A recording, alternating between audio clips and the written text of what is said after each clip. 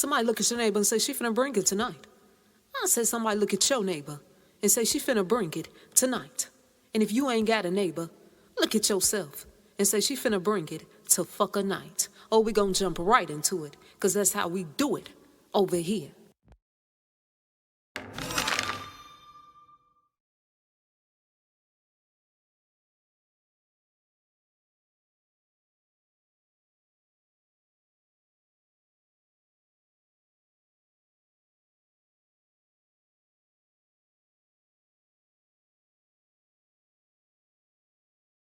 I ain't gonna tear it too long tonight, y'all. But folks been asking me. Is that so, madam? What's going on with that Assata Shakur situation? I'm gonna first give y'all some background information on her. And then, I'm gonna tell y'all what ancestors gave me on this. Come on, let's do it. We jumps right into it. Assata Shakur. She's known as being the godmother of the rapper Tupac Shakur. Assata Shakur was born on July 16th. And she was born in Flushing, Queens neighborhood in New York City.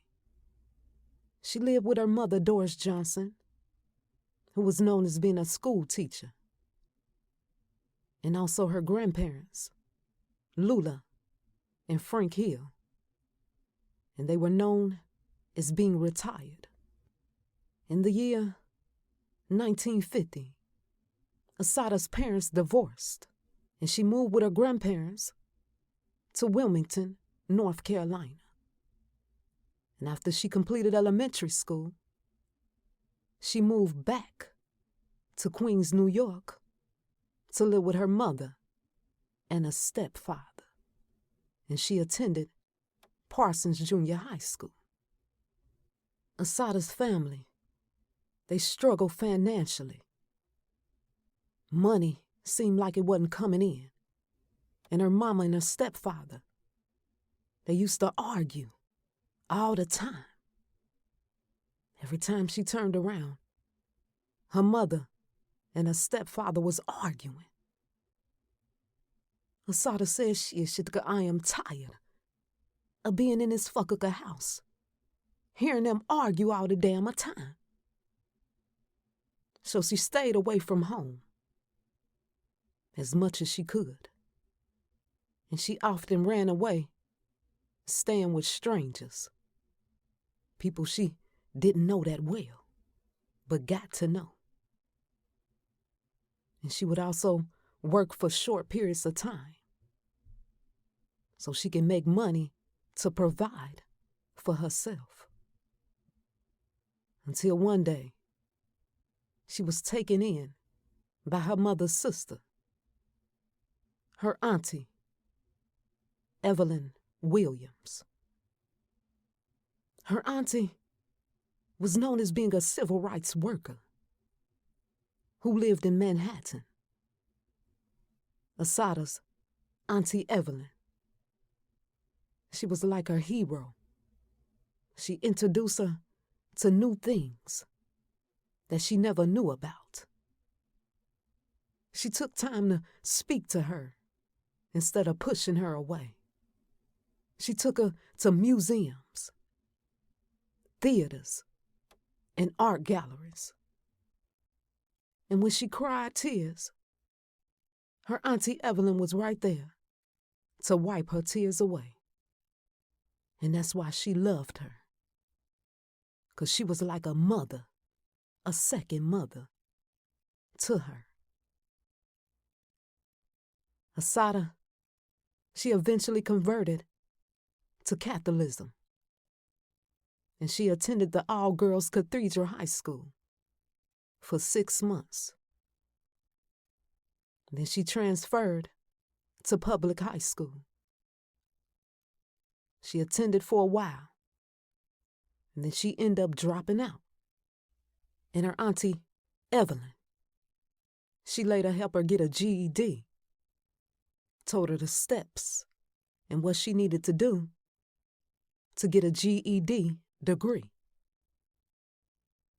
Assata, She later attended Boru of Manhattan Community College, and then the City College of New York in the 1960s, where she became involved in many political activities, civil rights protests, and also sit-ins. Some time passed, my people, and things, they start to turn up. I said they start to turn up for Assata Shakur. And on May 2nd, 1973, Assata and two other people were pulled over by New Jersey State Police troopers. And the police said that the car that they were driving had a broken tail light. That's what they said, my people.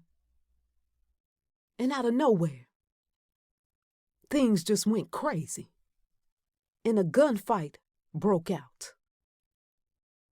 And one of the police officers, by the name of Werner Forrester, he was killed. And the other officer, he was wounded. And one of Assata's friends that was in a car at that time was also killed.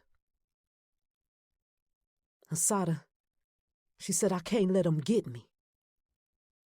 And she ran away from the scene of the crime. She ran away like Harriet Tubman. I don't know where I'm going to go, but all I know is I got to go. And in 1977, they finally caught her. They said, we done found her. And she was found guilty of murder, armed robbery, and other crimes. And she was sentenced to life in prison. Some more time passed.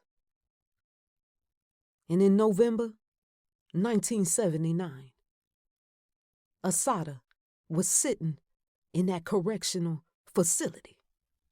And out of nowhere, the Black Liberation Army, they acted like they was visitors. They said, yeah, we visitors. We here coming to visit our family. And they busted in that Clinton Correctional Facility for women. And they took 2 guards hostage. And they took a prison van. And they busted Assata out of that correctional facility. Ancestor said it's time to fuck her go. They put Assata on a most wanted terrorist list. She's known as being the first woman to be on a terrorist list. And the popo said, she is Shitka. We gonna get $2 million to anybody who can give us some information on where Assata is. And ain't nobody tell them Shitka. They said we'll do anything to find out where Assata Shakur is. Years and years passed, and they still didn't find Assata Shakur. Assata Shakur said, throw me overboard. I got a hiding place.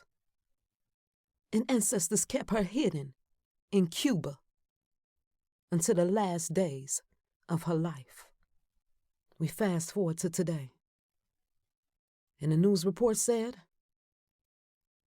that Assata Shakur, she passed away at age 78 years old.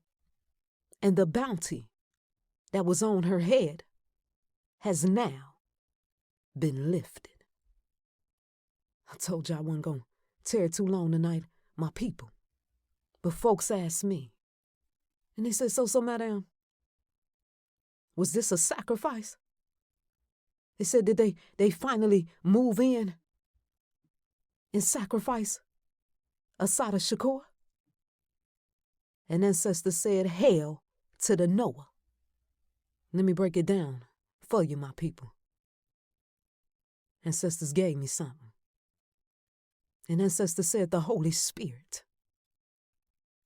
It said the Holy Spirits, the ancestors, the hidden helpers, they covered and protected her until the last days of her life. She wasn't no fucker blood sacrifice. And the ancestors, the Holy Spirit, the hidden helpers, they made sure that the ones who knew where she was shut it the fucker up. Peace be still. Ancestors, they wanted me to give this warning to the PTB and whomever else it may concern. Now we know that they love to do rituals over our people's bodies when we die. And I told you why they do rituals over our bodies when we die, because they like to try to steal our ancestors' inheritances, etc. But ancestors said that body, Assata Shakur's body, and mine's as well, has been saturated / covered with protection rituals. Before her death, she was already covered with protection, my people. And ancestors said anybody, I said anybody that tried to do a ritual over her body has now been cursed. And it is so.